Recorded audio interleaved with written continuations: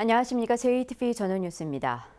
민간업체 두 곳이 전주 산업단지에 추진하고 있는 폐기물 소각 발전소 신설에 제동이 걸렸습니다.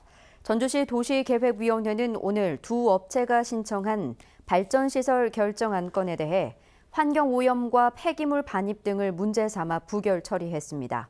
이에 따라 두 업체는 폐기물을 데워 발전소를 운영하는 사업은 할 수 없게 됐습니다. 새로 만들어질 전주 혁신동을 어느 구에 편입할지를 결정하기 위해 약식으로 주민투표를 하는 방안이 논의되고 있습니다. 전주시와 전주시의회는 혁신동 예정지에 사는 만 19세 이상 주민에게만 투표권을 주고 혁신동을 어느 구에 둘지 의견을 묻는 방안을 협의하고 있습니다. 전주시는 이달 초 혁신동을 완산구에 편입하는 안을 내놨다가 완산구와 덕진구 출신 시의원들의 의견이 엇갈리면서 입법 예고도 못하고 있습니다. 새만금 산업단지의 배관망을 통한 천연가스 공급이 시작됐습니다. 새만금 개발청은 그동안 관로가 없어서 임시로 LNG 탱크를 설치한 뒤 수시로 가스통을 옮겨 날랐지만 최근 지하 배관망 신설이 완료됨에 따라 천연가스를 대량으로 공급할 수 있다고 밝혔습니다. 또 천연가스의 공급 비용이 저렴해져 입주 기업에 도움이 될 것으로 보입니다. 전기 자동차를 충전할 수 있는 충전기가 크게 늘어납니다. 전라북도는 전기차 보급을 확대하기 위한 정부의 정책에 따라 올해 말까지 전북에 완전 개방형 충전기 124개와 아파트용 충전기 204개 등 모두 328개의 충전기가 추가로 설치된다고 밝혔습니다. 이번 설치 작업이 마무리되면 전북의 전기차용 충전기는 485개로 늘어나게 됩니다. 광주고법 전주 1형사부는 공직선거법 위반 혐의로 기소된 전북도의회 최은희 의원에 대한 항소심에서 피고인과 검찰, 양측의 항소를 기각하고 징역 4개월의 집행유예 1년을 선고한 원심을 유지했습니다. 이 형이 확정되면 최 의원은 의원직을 잃게 됩니다.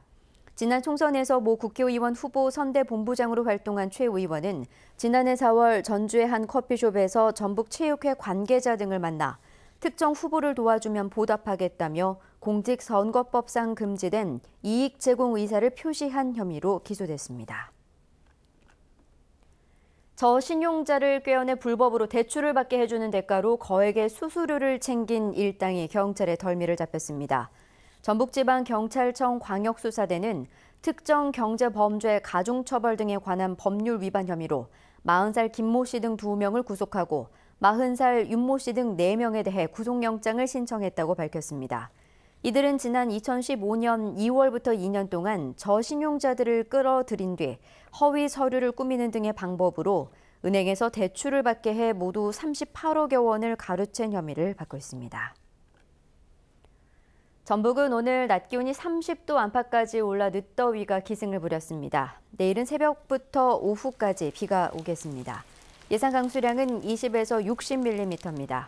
비로 인해서 낮 기온은 20도에서 24도로 오늘보다 3, 4도가량 떨어지겠습니다. 오후에 서해 남부 먼바다에는 풍랑 예비특보가 내려질 것으로 보입니다. 전주기상지청은 비가 그친 뒤 당분간 맑은 날씨가 이어진 가운데 낮 기온은 조금 떨어질 것으로 내다봤습니다. JTV 8시 뉴스 예고입니다. 전주시 도시계획위원회가 대기오염 등 환경 문제가 우려된다며 팔복동 폐기물 발전소 설치를 위한 도시계획 시설 결정을 부결했습니다. 전북교육청의 주요 의사결정이 주민 의견 수렴 절차 없이 일방적으로 이뤄지고 있어 불만의 목소리가 커지고 있습니다. 사학재단의 비리로 대학이 문을 닫으면 대학 재산을 국고로 귀속하는 사립학교법 개정안이 상정됐습니다.